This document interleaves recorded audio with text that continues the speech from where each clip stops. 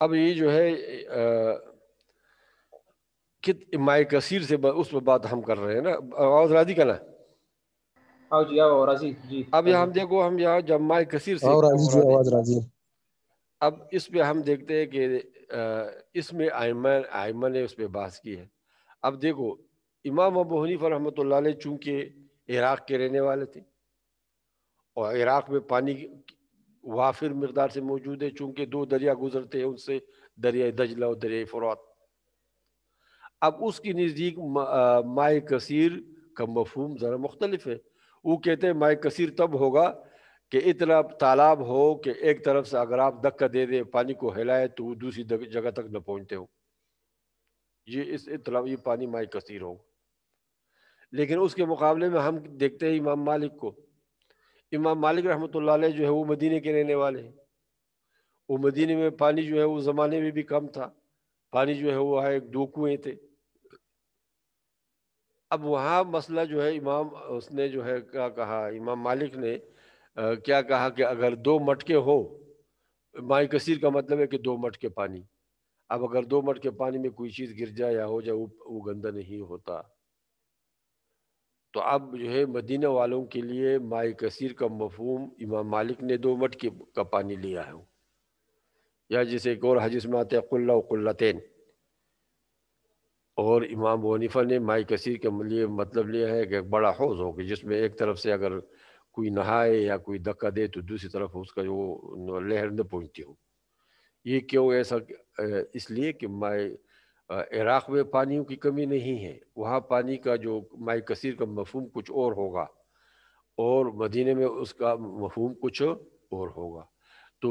ظنی دلالت کا مطلب یہ ہے. اب یہ حدیث ہے، حدیث تو کیا ہے، اگر یہ خبر واحد ہے تو یہ بھی ظنی ثبوت ہے، اور اس ظنی دلالت ہے. تو ظنی دلالت کا مطلب یہ ہوتا ہے کہ اللہ تبارک و تعالیٰ نے بھی قرآن کریم میں کچھ ایسے آیات یا کچھ ایسے الفاظ ذکر فرمائے ہیں کہ جس میں ایک سے زیادہ، جس کا مفہوم ایک سے زیادہ ہو سکتا ہے، اور یہ اللہ نے حکمت کے طور پر فرمایا ہے. اللہ کی مشیت یہ سے ہے کہ اس کا ایک جگہ کیا یہ لوگوں کی آسانی کے لیے کہیں ایک مراد ہوگا وہ کہیں دوسرا مراد ہوگا تاکہ لوگ آسانی میں رہیں. اسی طرح رسول اللہ صلی اللہ علیہ وسلم نے کچھ الفاظ قصدن ارادتاً یہ ایسے فرمائے ہیں تاکہ کیا ہو، امت کے لیے اس میں آسانی ہو، ایک سے زیادہ معنی اس کا ہو سکتے ہو. لہٰذا اگر حنفی یہ کہے کہ مالکیوں کا مفہوم غلط ہے تو یہ بھی غلط ہے. مالکیوں کا مفہوم جو حضرت امام مالک نے ذکر فرمایا ہے مدینے والوں کے لیے وہ مفہوم صحیح ہے، عراقیوں کے لیے وہ مفہوم صحیح ہے جو ابو حنیفہ نے کہا ہے. اور اس طرح امام شافعی کا بھی یہی مسلک ہے غالباً کہ قلہ و قلتین کے پانی جب ہو وہ کیا نہیں ہوتے، گندہ نہیں ہوتے. تو لہٰذا کسی کو یہ اجازت نہیں ہے کہ ہم دوسرے کو کیا کہیں، اس کے اجتہاد کو یا اس کے جو مفہوم جو اس نے لیا ہے اس کو غلط کہیں. اور اس سے اتفاق اگر کوئی نہیں کرتا نہ کرے، لیکن اس کو غلط یا اس کو برا کہنا یہ چیزیں نہیں، کیونکہ یہ صاحب تشریع رسول اللہ صلی اللہ علیہ وسلم نے یہ الفاظ جو بیان فرمائے ہیں یہ اسی لیے فرمائے ہیں تاکہ کیا ہو، اس میں مدینے والوں کے لیے بھی گنجائش ہو، ادھر ہمارے بلوچستان والے کے لیے بھی گنجائش ہو، اور KPK والوں کے لیے بھی گنجائش ہے. تو یہ مطلب ہے اس کا یہ ظنی دلالت کا، جس کی میں نے 2 مثالیں دے دی. آپ خود جو ہے جان سکتے ہیں، باقی آپ خود علماء حضرات ہیں. تو مطلب یہ ہے کہ ہم اتنا یہ سمجھے کہ اگر ہم اس کے کیٹیگری بنائے، مثلا اگر آیات متعارض ہو یا احادیث متعارض ہو تو اس میں پھر ہم یہ دیکھیں گے جو قطعی ثبوت ہوگا اور قطعی دلالت ہوگا اس کو مقدم رکھیں گے. پھر جو قطعی ثبوت ہوگا وہ ظنی دلالت ہوگا اس کو مقدم رکھیں گے قرآن کے اعتبار سے. اور باقی اتنا ہم سمجھے کہ قرآن کریم میں تو یہ پہلے صرف 2 قسمیں، نص کے جو 2 قسمیں، قطعی ثبوت، قطعی دلالت، قطعی ثبوت، ظنی دلالت. اور باقی حدیث میں یہ 4 قسم پائے جا سکتے ہیں، کیونکہ کچھ قطعی دلالت ہے، قطعی ثبوت ہے جیسے حدیث متواترہ. پھر وہ حدیث متواتر میں بھی آگے دو قسم ہو سکتے ہیں کہ وہ کبھی قطعی دلالت ہوں گے، کبھی ظنی دلالت ہوں گے، اور کبھی کوئی ظنی ثبوت ہے اور ظنی قطعی دلالت ہے، یا ظنی ثبوت ہے اور ظنی دلالت ہے۔ یہ چار اقسام حدیث میں ہو سکتے ہیں، قرآن کریم میں صرف دو ہے۔ ایک اور حدیث یہاں پر ہم بات اس طریقے سے کرتے ہیں۔ دیکھو آج کل جیسے ہم نے پہلے بھی عرض کیا تھا کہ حدیث جو ہے وہ سب کی نشانیوں پر ہے، سب کے نشانی، یعنی جتنے بھی غیر مسلم ہے یا ہمارے اپنے آپ کو مسلمان کہنے والے لیکن وہ کسی اور افکار سے متاثر ہے، اور تو وہ بھی حدیث پر کیا ہے بار بار یہ کیا کرتے ہیں۔ پہلے ہم نے آپ کو بتا دیا اس میں کہ رسول اللہ صلی اللہ علیہ وسلم کی سنت جو ہے اسی نے قرآن اور رسول اللہ کی سیرت اور رسول اللہ صلی اللہ علیہ وسلم کو زندہ رکھا ہے۔ اگر وہ رسول اللہ صلی اللہ علیہ وسلم کی سنت کو علادہ کر دیا جائے تو قرآن بھی زندہ نہیں رہے گا، اور آپ کی سیرت بھی زندہ نہیں رہے گی، نہ آپ جو ہے جیسے آپ ہمارے ہاں صحیح ہے آپ دنیا سے تشریف لے جا چکے ہیں، لیکن ہمارے سامنے ایسے آپ موجود ہیں جیسے آپ گئے نہیں، آپ ہمارے سامنے، کیونکہ آپ کی ہر ادا، ہر لفظ، آپ کے زبان سے نکلا ہوا ہر لفظ، ہر کلمہ، آپ کا کیا ہوا ہر عمل وہ ہمارے سامنے ہے۔ تو جیسے ایسے ہی ہے جیسے آپ خود موجود ہو ہمارے ساتھ۔ یہی وجہ ہے نا جس نے کہا کہ جس کے گھر میں جامع ترمذی ہو تو اس کے گھر میں پیغمبر ہے۔ یہ علماء کا ایک مقولہ ہے، کیونکہ جامع ترمذی نے جو ہے وہ صحیح جو وہ تمام رسول اللہ صلی اللہ علیہ وسلم کے جو کیا ہے اقوال افعال اور یہ جتنے بھی شمائل ہیں سب ہمارے سامنے رکھے۔ تو بہت سے لوگ یہ اعتراض کرتے ہیں، اس کے ہم نے پہلے بھی کچھ جوابات دیے تھے، کیونکہ رسول اللہ صلی اللہ علیہ وسلم نے فرمایا کہ الا اننی اوتیت القرآن ومثلہ معہ، مجھے قرآن بھی دیا گیا ہے اس طرح۔ میں نے آپ لوگوں کو بتایا تھا کہ جیسے آتا ہے حدیث میں کہ رسول اللہ صلی اللہ علیہ وسلم پر وحی کی جو 24,000 مرتبہ سے زیادہ آئی ہوئی ہے، تو 24,000 مرتبہ سے زیادہ اگر وحی آئی ہے اور ہم اس کو قرآن پر منطبق کر لیں تو قرآن زیادہ سے زیادہ جو ہوگا وہ تو یعنی ہم 4,000 تک بھی نہیں لے جا سکتے، کیونکہ قرآن پوری کی پوری صورتیں بھی نازل ہوئی ہے، بڑی بڑی آیتیں بھی نازل ہوئی ہیں، تو اس کو اگر ہم 24,000 پر تقسیم کریں گے تو یہی تقریباً بہت کم مقدار ہوگا کہ جس میں جبرائیل آیا ہوا ہے اس نے قرآن سنایا ہے یا قرآن دیا ہے۔ یہ باقی جو 24,000 مرتبہ جبرائیل آتا تھا تو یہ کیا جو ہے بیان کرتا تھا رسول اللہ صلی اللہ علیہ وسلم کو، کوئی وہ آپ کی بات تو نہیں، کوئی ویسے عام باتوں کے لیے تو وہ نہیں آتے تھے، وہ تو احکام لاتے تھے، وہ تو علم لاتا تھا۔ تو جیسے کتاب یہ تو اس میں احادیث بھی آ جاتے ہیں کہ حدیث بھی وحی ہے، لیکن اس میں صرف اتنا ہم کہتے ہیں کہ حدیث وحی ہے معنی کے اعتبار سے، الفاظ جو ہے چونکہ وحی ہم اسی کو کہتے ہیں کہ الفاظ اور معنی دونوں اللہ کی طرف سے ہوں، اور اگر معنی اللہ کی طرف سے ہے اور الفاظ رسول اللہ صلی اللہ علیہ وسلم کے اپنے ہیں تو اس کو ہم یہ بھی وحی ہے لیکن وحی خفی ہے۔ تو اسی کو تو اب یہاں یہ اعتراض کرنا کہ رسول اللہ صلی اللہ علیہ وسلم پر احادیث کو ہم نہ ماننا یا حدیث کو مصدر ماخذ نہ ماننا، دیکھو ایک اور بات، خود قرآن کی جگہ بجگہ آیات ہیں جس سے ثابت ہوتا ہے جو ہمیں حکم دیتا ہے یا ہمیں ثابت کرتا ہے کہ حدیث بھی رسول اللہ صلی اللہ علیہ وسلم کی وحی کی ایک قسم ہے، وہ بھی ایک وحی ہے، وہ بھی ایک مصدر ہے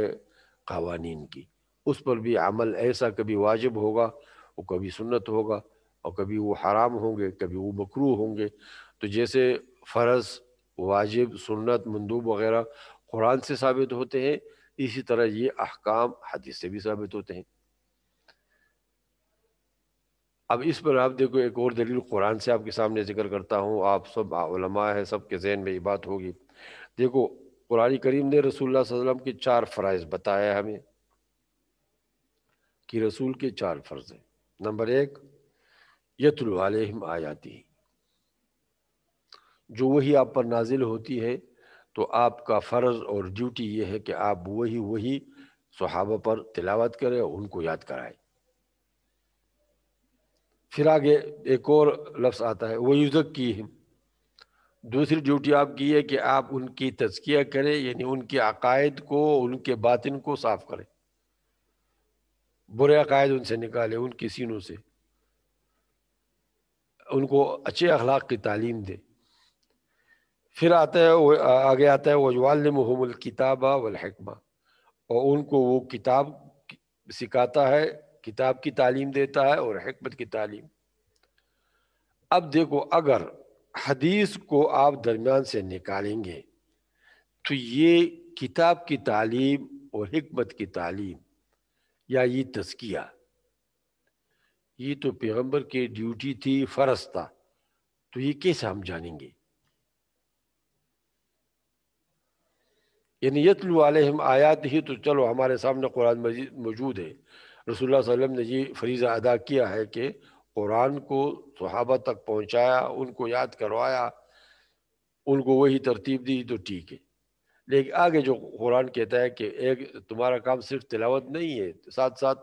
تزکیے بھی ہے، ساتھ ساتھ تعلیمی کتاب بھی ہے اور تعلیمی حکمت بھی ہے، تو اب یہ تعلیمی کتاب کہاں ہے اور تعلیمی حکمت کہاں ہے اور تزکیہ کہاں ہے؟ اگر ہم حدیث کو نکال دیں گے، حدیث کو نہیں مانیں گے، تو یہ آیات، اس کا تو مطلب یہ ہے کہ رسول اللہ صلی اللہ علیہ وسلم نے ایک ڈیوٹی تو پوری کر دی، اور یہ باقی ڈیوٹی 3 ڈیوٹیاں جو ہیں وہ آپ نے پوری نہیں کی، کیونکہ ہمارے سامنے تو اگر حدیث کو نکالیں گے تو پھر ہمارے سامنے نہ تعلیمی کتاب رہے گا، نہ تعلیمی حکمت رہے گا، نہ تزکیہ انفس ہوگا۔ تو یہ آیات جو ہے سب سے بڑی دلیل یہی ہے کہ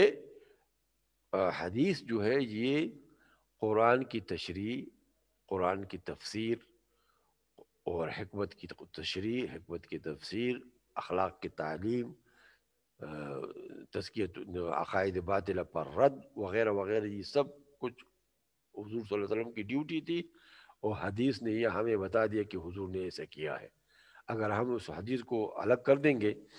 تو نعوذ باللہ ہم یہی کہیں گے کہ رسول اللہ صلی اللہ علیہ وسلم نے ایک ڈیوٹی تو دے دی، اور جو باقی 3 ڈیوٹیاں جو آپ پر فرض تھی اس میں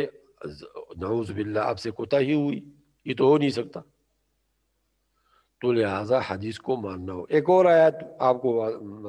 یہ آیات جو ہے یہ آپ کو جو ہے آپ اس کی کیا نمبر لکھ دیں، کون سی آیات کون سی صورت میں ہے؟ یتلو علیہم آیاتہ ویزکیہم ویعلمہم الکتاب والحکمہ۔ اب آگے ایک اور آیات بھی ہے لتبین للناس ما نزل الیہم، لتبین للناس ما نزل الیہم، کہ آپ جو لوگوں کی طرف نازل کیا گیا ہے وہ اس کو آپ بیان کر دیں، تبیین کر دیں اس کی۔ تو ما نزل الیہم تو قرآن ہے، وہ تو موجود ہے، لیکن اگر حدیث کو ہم نہیں مانیں گے تو یہ جو تبینہ ہمیں معنی بتاتا ہے کہ پیغمبر صلی اللہ علیہ وسلم کا یہ فرض تھا کہ وہ قرآن کو بیان بھی کرے، قرآن کی تعلیم یعنی الفاظ کی بھی تعلیم دے اور پھر اس کی معنی بھی بتائے، تو یہ معنی کہاں ہے اگر ہم حدیث کو نہیں مانیں گے؟ اس کی تفسیر و تشریح نہیں مانیں گے، حدیث کو نہیں مانیں گے، تو نہ قرآن کی تشریح ہوگی نہ قرآن کی تفسیر ہوگی، بلکہ خود رسول اللہ صلی اللہ علیہ وسلم پر کیا آئے گا کہ اس نے نعوذ باللہ کہیں کیا آپ نے نبوت میں کوئی کمی کی؟ تو حدیث کو اس بارے میں اصل میں رسول اللہ صلی اللہ علیہ وسلم نے جو ہے ایک مرتبہ دیکھو، یہی وجہ ہے کہ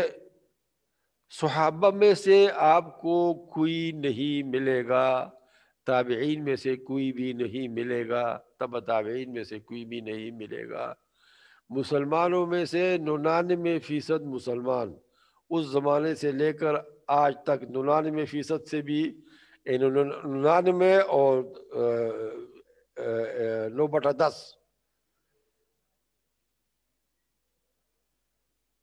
کوئی بھی حدیث کے منکر نہیں ہیں، حدیث کو ماننے والے ہیں سب۔ اب یہ الگ بات ہے کہ کوئی حدیث جو ہے کسی ایک امام کے ہاں اس پہ عمل جو ہے نہیں ہوگا، دوسرے حدیث پہ ہوگا، وہ کسی کے ایک نہیں ہوگا دوسرے پہ ہوگا، لیکن اس کا مطلب یہ نہیں، حدیث کو تو وہ مانتے ہیں نا۔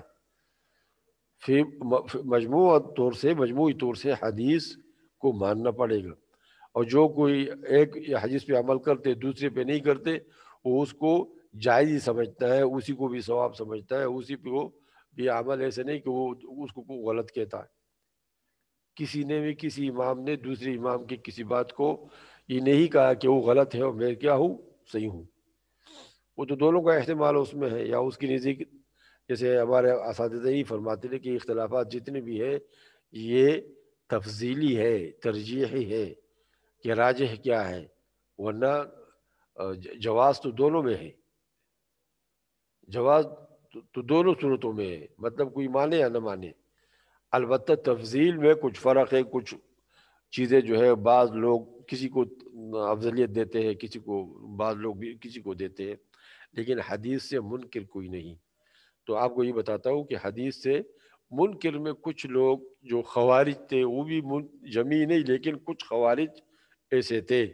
جو خوارج کی بھی اللہ کا ایک عجیب حکمت ہے کہ خوارج میں کوئی عالم ہی نہیں تھا، وہ ایک بدوی لوگ کچھ جمع ہو گئے تھے، اور ظاہری آیت کو دیکھ کر، کسی ایک آیت کو دیکھ کر اس کو کوئی معنی سمجھ کر وہ اس پہ کیا کرتے ہیں، اسی کو لیتے اور باقی نہیں۔ یہ اب مشہور صحابی ہے ابراہیم بن حسین رضی اللہ عنہ، کہیں درس دے رہے تھے تو کہتے وہاں اس کے سامنے کوئی یہ آیا ہوا تھا، یہ کوئی خارجی بھی درس میں موجود تھا، تو خارجی نے آگے سے کہا حدثنا بالقرآن لا تحدثنا بالاحادیث، تو اس نے آگے سے کہا کہ میں تو حدیث ہی بیان کر رہا ہوں، قرآنی آیت میں کہتا ہوں اقیموا الصلاۃ، تم جانتے ہو کہ یہ جو ہم صبح کے 2 رکعت پڑھتے ہیں، اور ظہر کے 4 پڑھتے ہیں فرض، عصر کے 4 ہو، مغرب کے 3 ہو، عشاء کے 4، تو کہنے لگا یہ جو ہے اگر آپ حدیث کو نہیں مانیں گے تو یہ کیسے آپ کو پتہ چلے گا؟ قرآن نے تو اس کی تحدید نہیں کی، زکوٰۃ پھر آپ کیسے دیں گے؟ حج کے جو یہ ہم طواف کرتے ہیں، منا پہ جاتے ہیں، کسی کوئی چیز واجب ہے، کوئی فرض ہے، کوئی کیا ہے،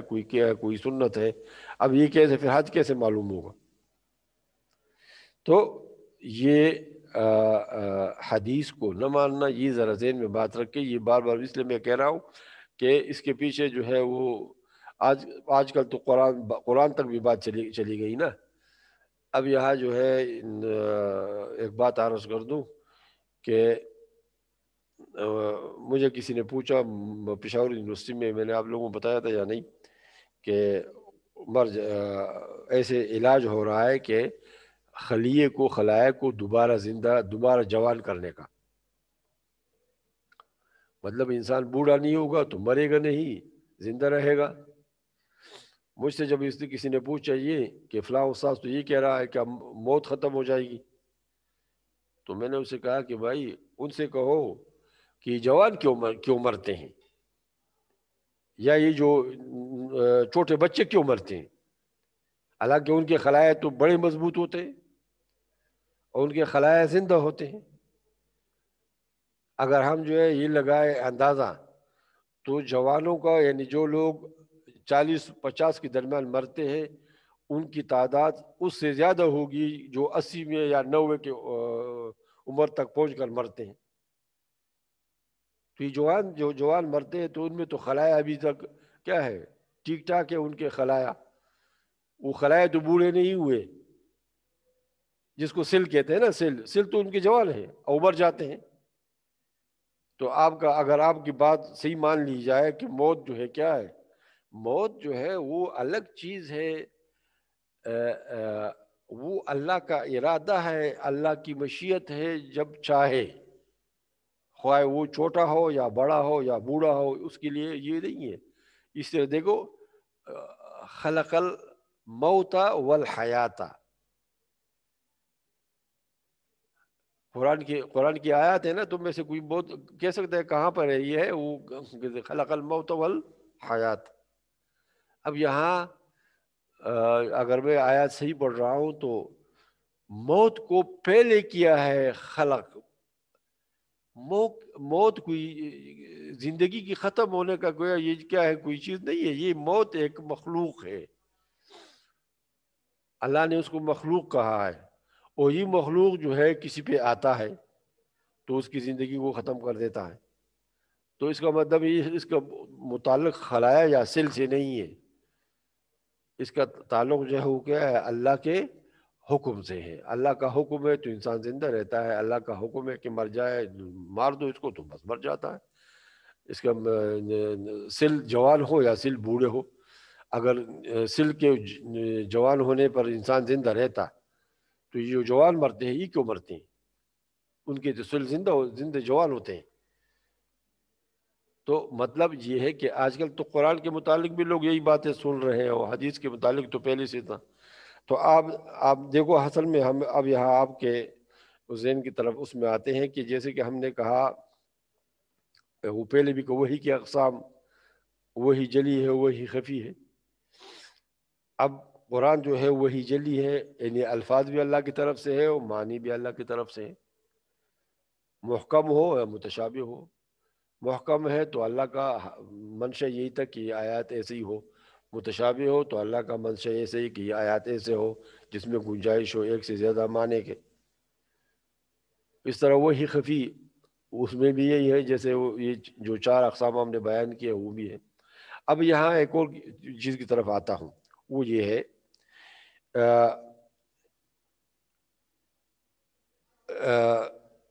کہ تعداد حدیث کی کل تعداد کتنی ہے. اب ظاہر بات ہے کہ کل اس کو جو ہے تمام احادیث کی کل تعداد، تو دیکھو اب اس کے مختلف کچھ اندازے ہیں علماء حضرات کے کہ کل حدیث جو تعداد جو ہے 50,000، کچھ بعض کہتے ہیں کہ 50,000 ہے، کچھ کا اندازہ یہ ہے کہ 30,000 ہے. لیکن اس میں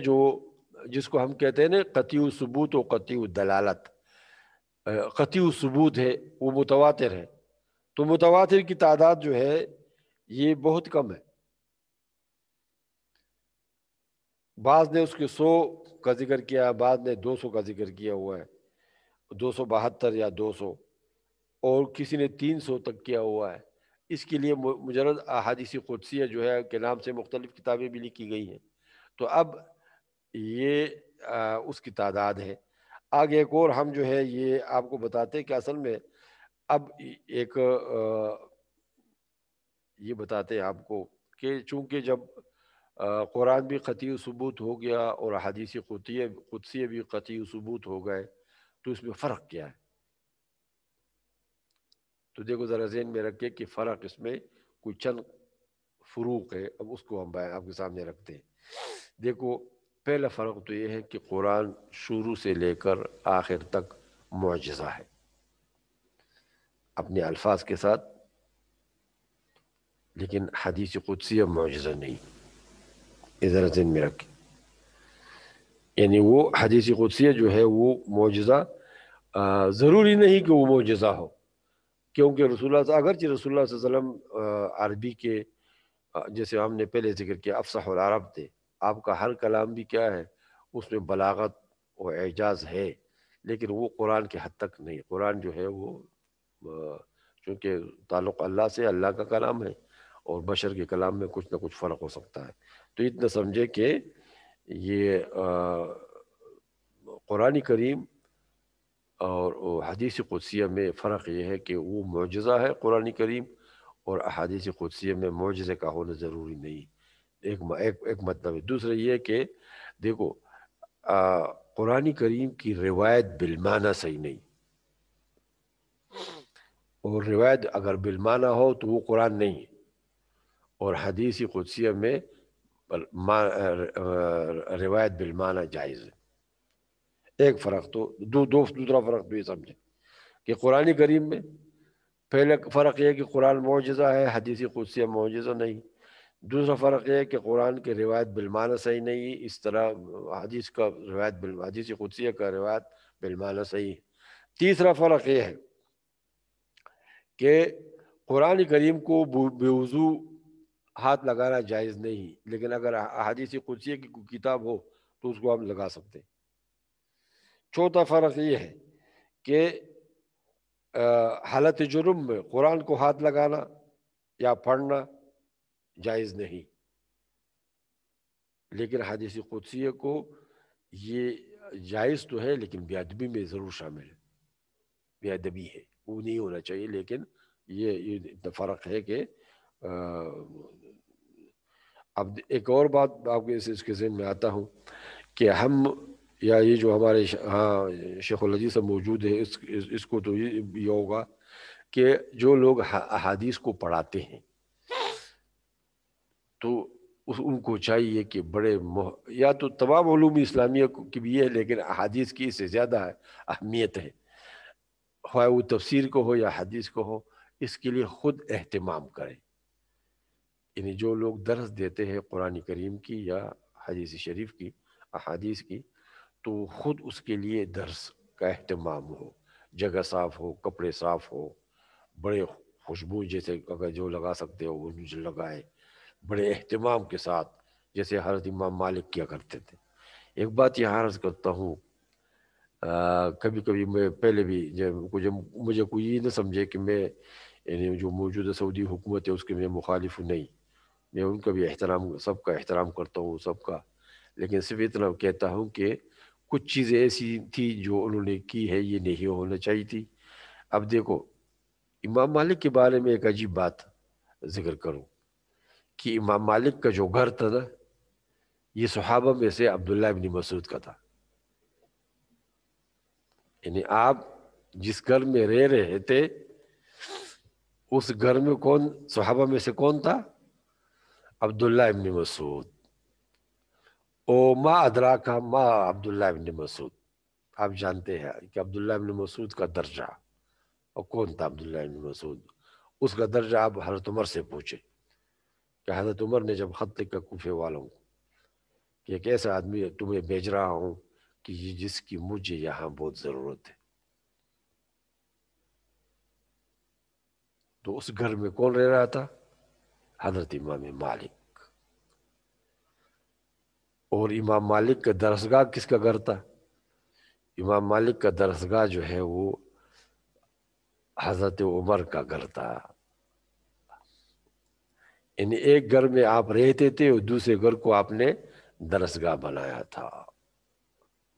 لیکن کاش ہمارے مدنی صاحب وہاں مدینے میں رہے ہیں، شاید آج اس کا نام و نشان بھی نہ ہو ان گھروں کا، حالانکہ وہ گھر باقی رکھنے چاہیے تھے تاکہ دنیا دیکھے کہ وہ شہنشاہ جس کے خوف و ڈر سے روم کے بادشاہ اپنے بڑے بڑے قلعوں میں ڈرتے تھے اور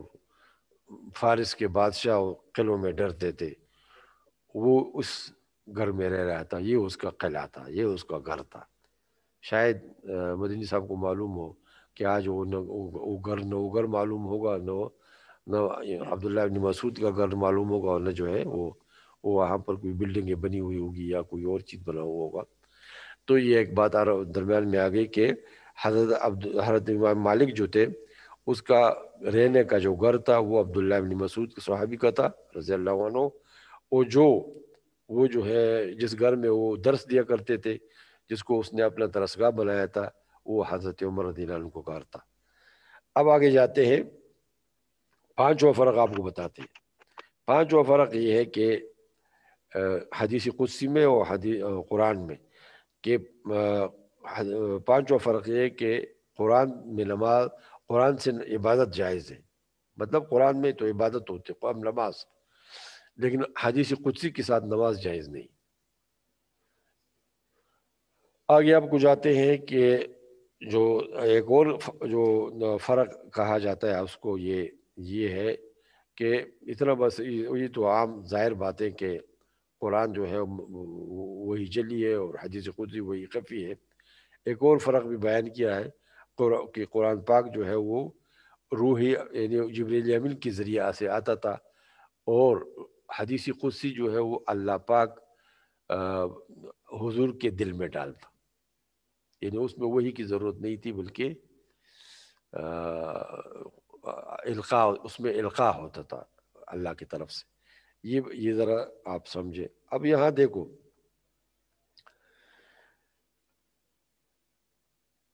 جو کتابیں ہمارے پاس موجود ہیں حدیث کی، تو پہلے 3 صدیوں میں جو کتابیں لکھی گئی ہیں وہ تو آپ جانتے ہیں کہ سند کے ساتھ لکھی گئی ہیں، بلکہ جو آخری کتاب سند کے ساتھ لکھی گئی ہے وہ 5ویں صدی کے ایک عالم امام بیہقی نے۔ اور امام بیہقی کون ہے؟ یہ بیہق کا رہنے والا ہے۔ بیہق کون کہاں تھا؟ یہ افغانستان ہرات جو علاقہ ہے، ہرات کی قریب کوئی شہر تھا۔ اس پر میں نے جو ایک لائبریری، مصر کی ایک لائبریری میں ایک مخطوط دیکھی تاریخی بیہق کے نام سے، جو 4 جلدوں میں تھی۔ یہ بڑے یعنی محدثین بیہق یا مفسرین بیہق، یہ انتہائی ایک کیا تھا، بہت مشہور یہ تھا، اس کا یہ شہر تھا، اور یہ علم ایک علمی شہر تھا، مرکز تھا علم کا۔ اس میں امام بیہقی گزرے ہیں، اور اس نے یہ آخری کتاب جو سندن ذکر ہے، سند جس نے اس میں سند بیان کی ہوئی ہے، اس کے بعد جتنے بھی احادیث کے مجموعے ہیں اس میں سند نہیں ہے۔ انہوں نے کیونکہ انہوں نے پہلے حدیثوں کے مجموعوں کو سامنے رکھ کر حدیثوں کو جمع کیا ہے، تو لہٰذا مثلا کسی نے بخاری و مسلم دونوں کو ایک کتاب میں جمع کر دیا، کسی نے سنن کو جمع کر دیا، کسی نے کیا جیسے پورے دونوں کو جمع کر دیا، اب لہٰذا انہوں نے اس سند کو ختم کر دیا۔ اس میں بھی دیکھو ایک حکمت ہے، کیونکہ اگر سند اب تک کیا ہوتا، اس کی رواج ہوتا، تو شاید ہم میں سے کوئی ایک حدیث، ایک تو سند کو یاد کرنا ہمارے لیے بڑا مشکل تھا، اور دوسرا یہ کہ اگر ہم حدیث پڑھتے تو کہیں 1 یا 2 حدیث پوری دن میں پڑھتے، کیونکہ اتنی سندیں یاد کرتے کرتے کرتے جب ہم رسول اللہ صلی اللہ علیہ وسلم تک پہنچتے تو اس میں اتنا وقت لگ جاتا، گھنٹے 2 گھنٹے اس میں لگ جاتے تھے، تو پھر آگے ایک حدیث کی بیان کر کے متن میں۔ تو یہ بھی ایک حکمت کی بات ہے کہ سند کی جب تک ضرورت تھی تو علماء نے اس کو توجہ دے دی، اب ضرورت جب پورے احادیث کیا ہو گئے، محفوظ ہو گئے، اب محفوظ ہو گئے ہر ایک سے، ہر چیز سے، انتحال وغیرہ سے، موضوعات وغیرہ سے، تو لہٰذا پھر اب سند کی ضرورت نہ رہی، لہٰذا اب ہم ڈائریکٹ عن رسول اللہ صلی اللہ علیہ وسلم کہہ سکتے ہیں، چونکہ یہ کہیں بخاری کی روایت ہوگی یا مسلم کی روایت ہوگی یا کسی اور ایک سی۔ تو اب جو ہے اصل میں امام بیہقی جو ہے یہ 458 میں گزرے ہیں، فوت ہوئے ہیں 458 میں، مطلب یہ ہے کہ یہ 5ویں صدی ہے، تو 5ویں صدی کی نصف میں یہ فوت ہو گئے، 5ویں صدی کی شروع میں یہ کیا ہو گیا، پیدا ہو گیا ہوگا، یا 4ویں صدی کے آخر میں۔ لہٰذا اس نے جو یہ اصل میں کہتے ہیں اس نے ایک کتاب لکھی تھی، پہلے تو اس نے تو بہت سی کتابیں ہیں اس کی، لیکن سنن کے نام سے اس کی 2 کتابیں ہیں، ایک سنن صغریٰ ہے جو 2 جلدوں میں، ایک سنن کبریٰ ہے، یہ 2 جلدوں میں تقریباً 5000 حدیث ہے، اور دوسرا جو طویل کتاب ہے 10 جلدوں میں، یہ انسائکلوپیڈیا ہے حدیث کا، اور مختلف اس نے اس کو اگرچہ اس نے سنن، اس لیے اس کو کہا جاتا ہے سنن بیہقی، کیونکہ فقہی ترتیب پہ اس نے یہ لکھا ہوا ہے۔ کہتے ہیں موطا امام مالک سے لے کر سنن کبریٰ بیہقی تک آج ہمارے پاس حدیث کا جو کتب موجود ہے، اور اس میں جو ہے یہ سب، اس میں یہ چاروں اقسام جو ہم نے آپ کو بیان کیا ہے نس کے متعلق، نس کے جو 4 قسمیں سب اس میں پائے جاتے ہیں۔ اب یہاں ایک اور بس مسئلہ کوئی چھیڑتا ہے، کوئی جو ہے حدیث کی کتابوں کی درجہ بندی کی ہوئی ہے کہ حدیث کی کتابوں کے درجات کون سے کتابیں جو ہے پہلے درجے کی ہے، کوئی دوسرے درجے کی ہے۔ اس بار سے دیکھو شاہ ولی اللہ نے تین درجے بیان کیے ہیں کہ کتب حدیث کے 3 درجے ہیں. کچھ محدثین نے اس کو 4 درجے، کچھ نے 5. البتہ شاہ ولی اللہ کے یہ 3 درجے آپ کو یہ بتاتے ہیں کہ اس میں یہ اس کے ذکر کرتے ہیں آپ کے سامنے. اصل میں ایک بات، شاہ ولی اللہ کی اس میں پہلے 3 کتابیں ہیں. ایک تو موطا امام مالک کے ہیں، موطا امام مالک. اب ٹائم وشو ٹائم پوچھو دا به فرش کو بیا ولې چې موږ هم چې دا امتحان بوم را روان دی او 11 بجے به هغه به لګ دغه 11:20 په کو ورته به وایي. یہ جو اصل میں موطا امام مالک جو ہے یہ سب سے جو ہمارے پاس قدیم کتابوں میں سے کتاب ہے وہ امام مالک کی کیا ہے، موطا امام مالک ہے. اسی لیے امام شافعی رحمۃ اللہ علیہ اس کو کہتے تھے کہ اصح الکتب بعد کتاب اللہ ہے موطا امام مالک. اور امام شافعی اس کا حافظ بھی تھے، اس نے اس کو یاد بھی کیا ہوا تھا، وہ بھی امام مالک کے شاگردوں میں سے. تو پہلا درجہ امام شاہ ولی اللہ فرماتے ہیں کہ کتاب موطا امام مالک ہے، اور اس کے ساتھ ساتھ پھر حدیث جو ہے صحیح بخاری اور صحیح مسلم، یہ پہلے درجے کی کتب ہے. وہ جو لوگ آج کل یہ کہتے ہیں نا کہ اصح الکتب بعد کتاب اللہ صحیح البخاری، دیکھو اصل میں یہ اس لیے کہا جاتا ہے کہ موطا کی جتنی بھی احادیث ہیں وہ بھی بخاری میں ہیں، یعنی بخاری نے اس کو نقل کیا ہوا ہے. تو لہٰذا اس میں کوئی تعارض نہیں ہے. اگر کوئی یہ کہے کہ اصح الکتب بعد کتاب اللہ موطا یا اصح الکتب بعد کتاب اللہ صحیح البخاری، تو اس کو ہمیں جو ہے وہ اس کے لیے جھگڑے کی اس میں ضرورت نہیں ہے، کیونکہ جن لوگوں نے اس وقت اصح الکتب کہا تھا موطا کو، اس وقت بخاری صحیح بخاری نہیں تھی. اور اب چونکہ صحیح بخاری بھی ہے اور موطا بھی ہے، اور صحیح بخاری موطا کی تمام اکثریت جو احادیث ہے وہ بخاری میں بھی پائے جاتے ہیں. تو اگر کوئی سا صحیح بخاری کو اصح کہتا ہے تو خود بخود ضمناً موطا کو بھی اس میں وہ سب خود بخود آ جاتے ہیں. اب ایک بات تو یہ ذرا سمجھے کہ سب سے پہلے جو ہے یہ موطا امام مالک ہے، اس کا مقصد پہلے درجے کی یہ 3 کتابیں ہیں. اور اس کے بعد کے جو درجات ہیں یہ آتے ہیں، یعنی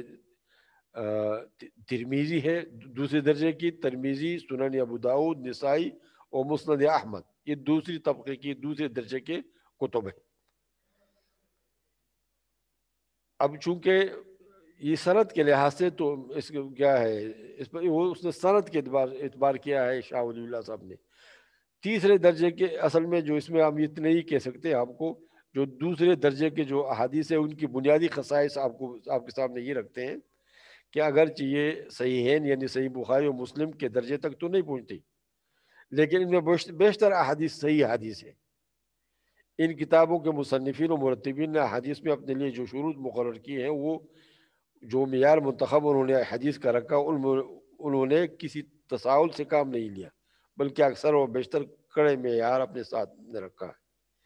اب دیکھو ان میں یہ 4 کتابیں ہیں، دوسرے درجے میں 4 کتابیں ہیں، ترمذی، ابو داؤد، امام احمد اور نسائی.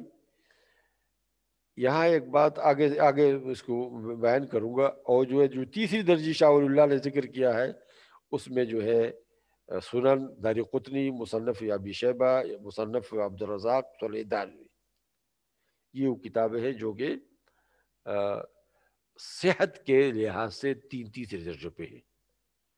یعنی پہلے درجے پہ وہی 3 کتابیں، پھر یہ 4 کتابیں، پھر آگے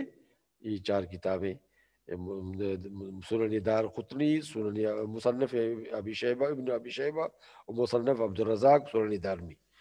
اس کے بعد جو کتابیں ہیں اس میں کچھ زیادہ تر روایت جو ہے نا وہ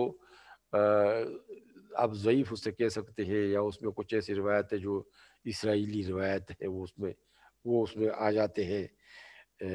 یہ مسند دیلمی آ جاتا ہے، اس میں دیلمی ہے،